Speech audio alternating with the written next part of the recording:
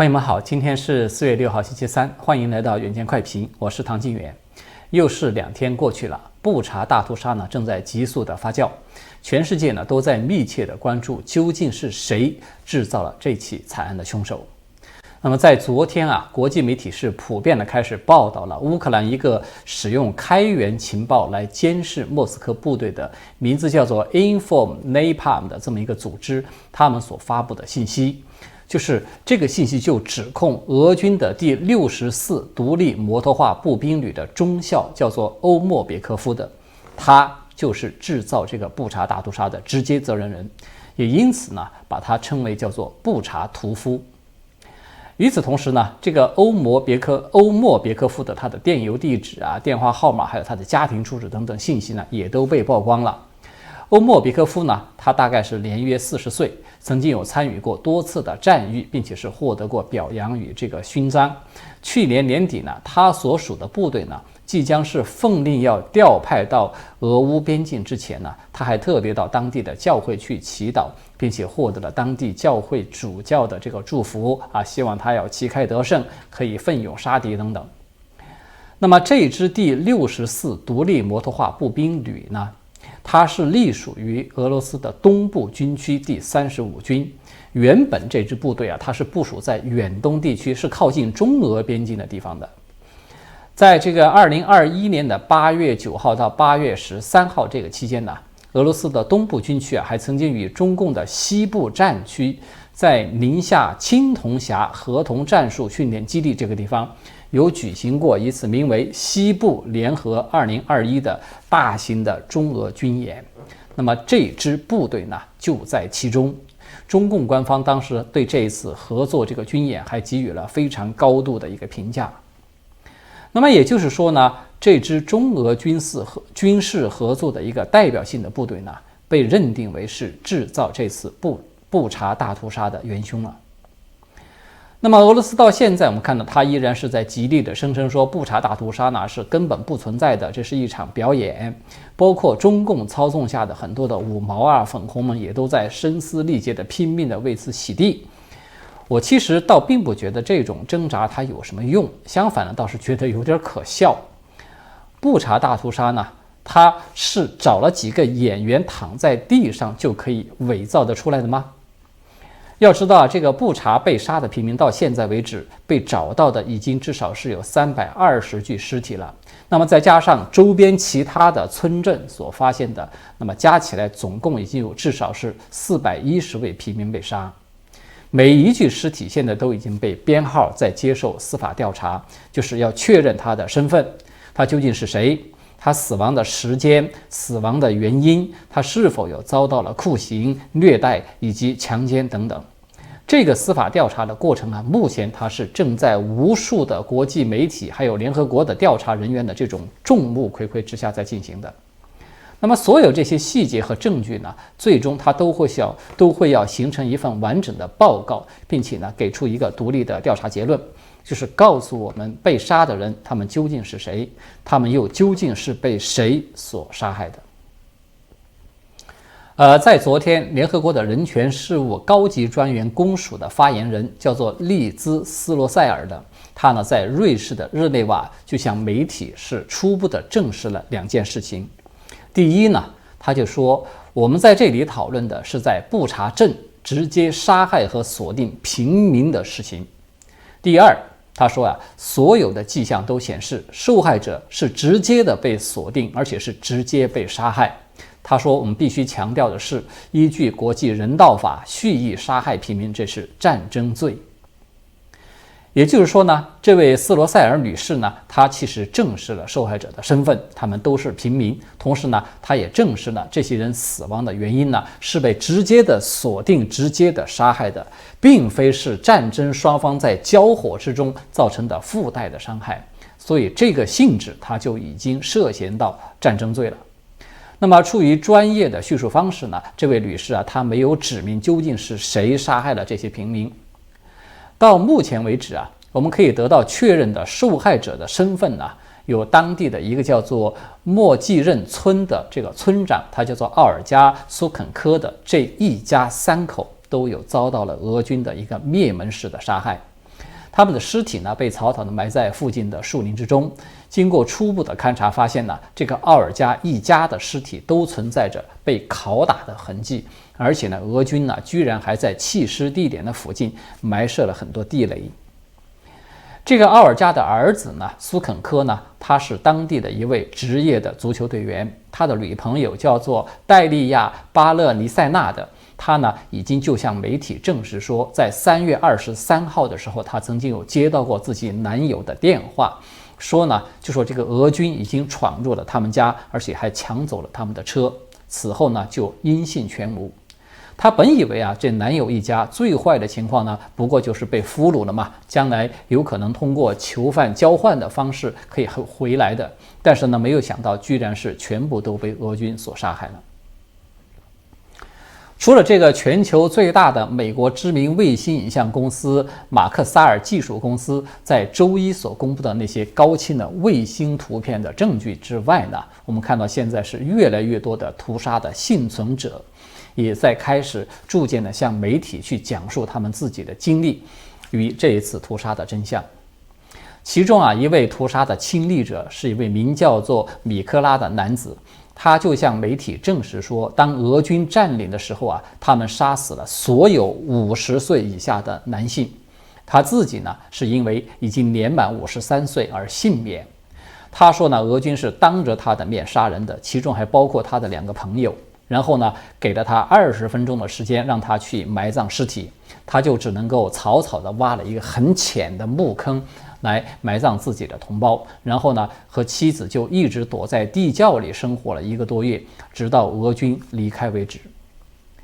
此外呢，另外还有一位名字叫做阿布拉莫娃的乌克兰的老年妇女，她也是布查屠杀的一位见证人，她就哭着向记者叙述了这个俄军占领的整个过程。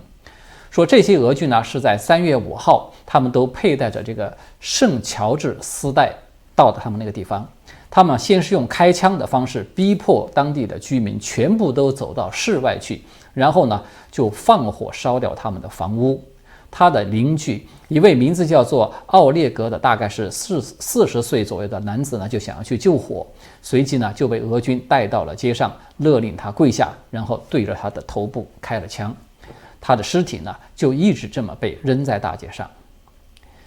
这里提到这个圣乔治丝带，它是什么东西呢？它其实是俄罗斯为了纪念2战的那个卫国战争胜利而创造的一种丝带。就是这种橙黄色与黑色条纹相间的丝带呢，它在俄罗斯是被象征着胜利的，也是被视为战场上的士兵勇敢精神的一种标志。而非常令人难以置信的是，这些肆意屠杀平民的俄军居然还告诉这个阿布拉莫娃说自己是解放者，是来解放你们的。其实类似的证据呢还有不少，限于这个时间关系我们在这里就不一一的和大家列举了。总之呢，随着联合国独立调查报告的最终的公布呢，我相信这个对全世界所有的国家来说，将是再一次站队表态的机会。所有此前曾经在谴责俄罗斯侵略议案投弃权票的那些国家，恐怕都不得不要面临的一个选择，就是当面对一场已经变质为带有种族清洗色彩的战争的时候，你究竟是反对还是支持？那么它将事关每个国家最基本的一个国际形象、国际信誉问题。与此同时呢，我们看到布查屠杀事件它对整个世界的影响正在进一步的展现出来。这个事件它不但已经在事实上改变了战争的性质，它也使得俄乌现在就谈判达成和平协议的可能性是基本归零了。在这种乌克兰全民愤怒情绪急剧高涨的情况之下，不要说泽连斯基他本人不可能以现有的条款去达成一份协议，即便是他真的顶着压力去达成了这样的协议，他也几乎不可能在全民公投之中获得通过的。所以呢，这场战争它目前就只有2条路了，一条呢就是继续的打下去，直到彻底的分出胜负为止。那么另外一条就是要在全新的条款的基础之上去进行谈判了。这个泽连斯基目前已经是公开的表态了，说这个乌克兰的立场他已经发生了一个重大的转变。他说呀，俄罗斯方面所提出的那些所谓的去军事化和去纳粹化的条款呢，乌克兰是连谈都不会谈。他甚至表示啊，说乌克兰也可以反过来要求俄罗斯要进行去纳粹化。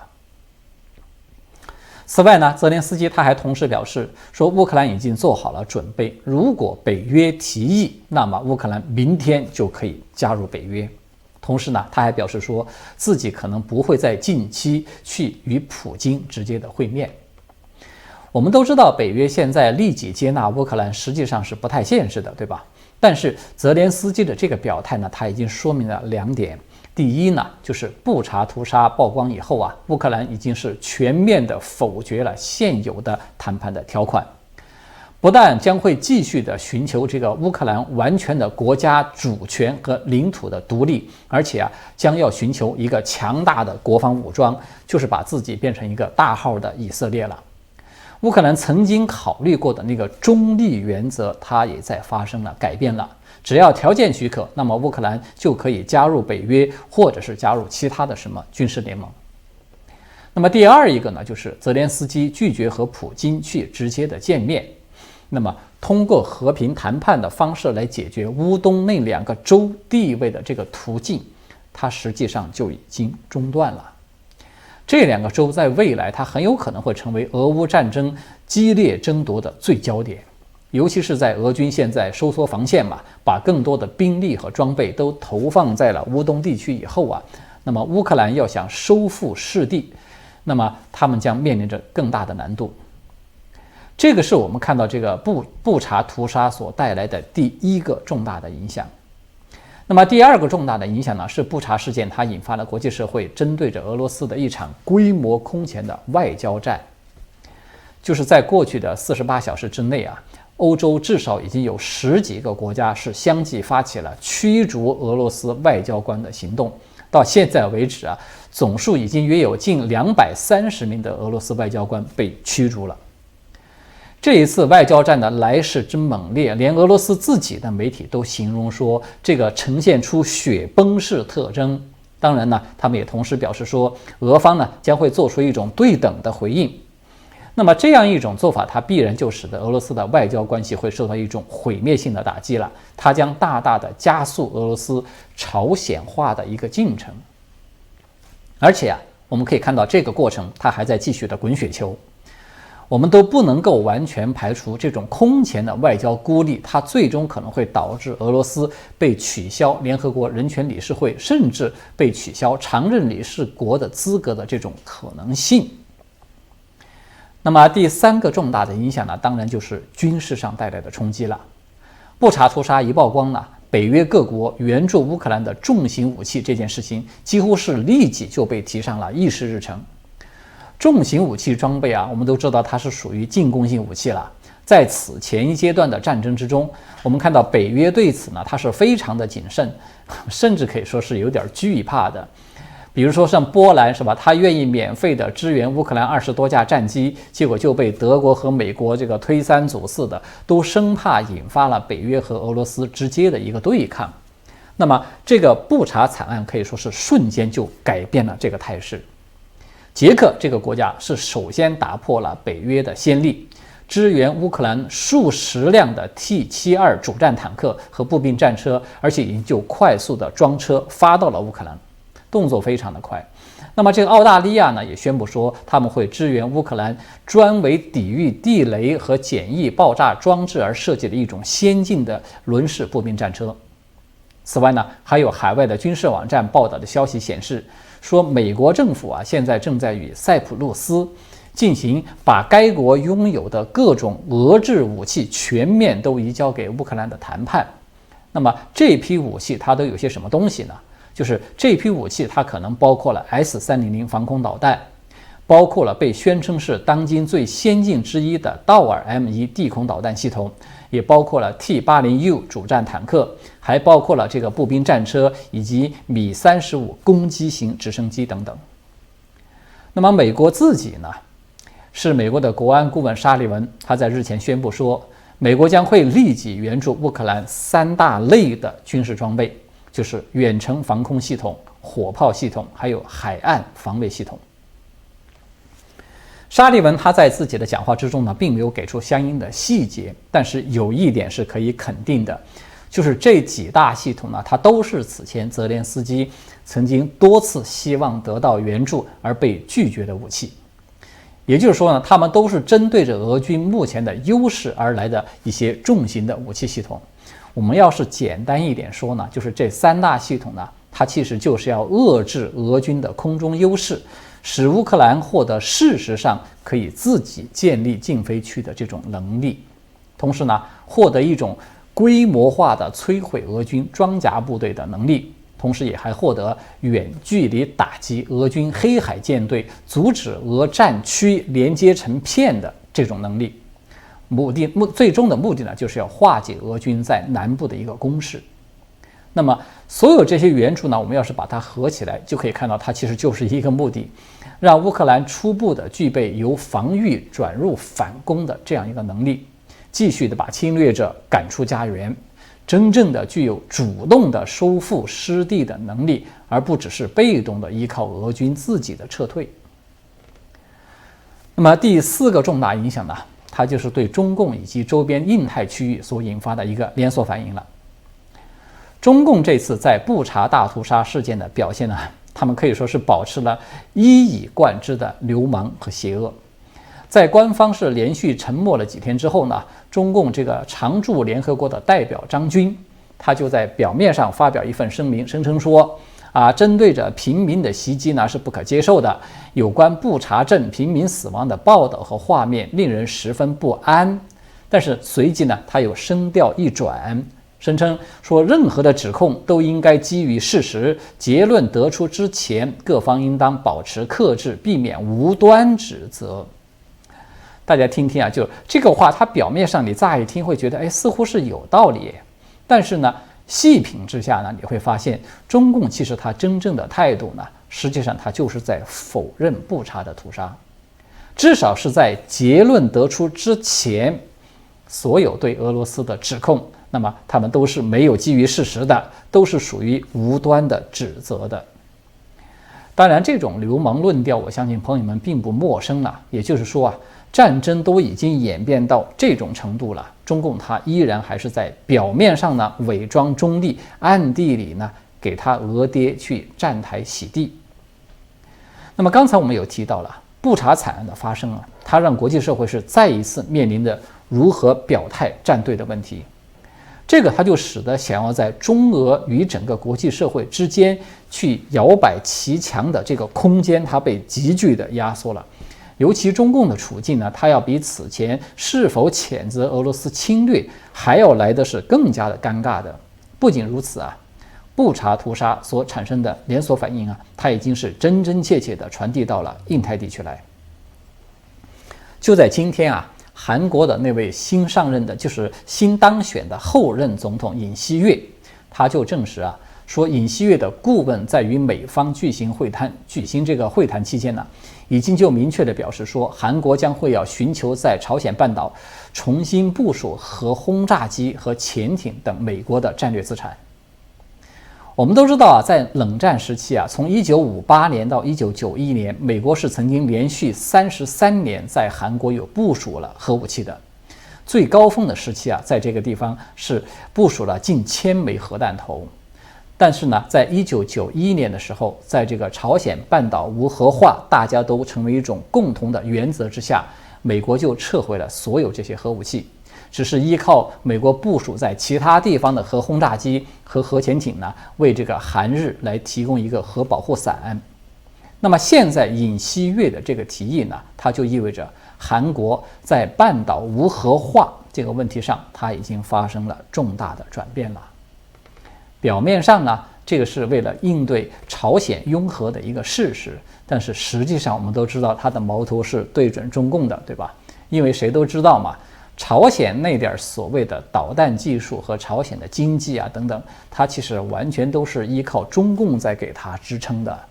韩国所面临的国家安全威胁，它在本质上可以说根源上它就是依然来自于中共的。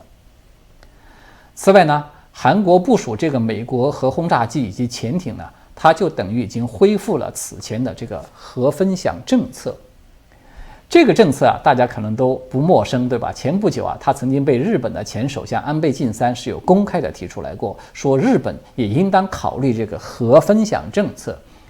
结果我们看到现在呢，日本都还只是在嘴上说说，韩国反而是一声不吭就在采取行动了。所以这个行动呢，它要是一旦达成，它就意味着印太地区的核军备竞赛已经扣下了这个发令枪的扳机。与此类似的还有另外一个消息呢，是就在昨天，美国的国防部高级研究计划局又发布了一份通报，说在2周前呢，美国有试射了一枚洛马公司所研发的高超音速导弹。这枚导弹呢，它是从一架运载飞机上面发射的，它以超过了5马赫的速度呢，是飞行一段时间。这个飞行高度呢，超过19800米，飞行的距离呢，超过了550公里。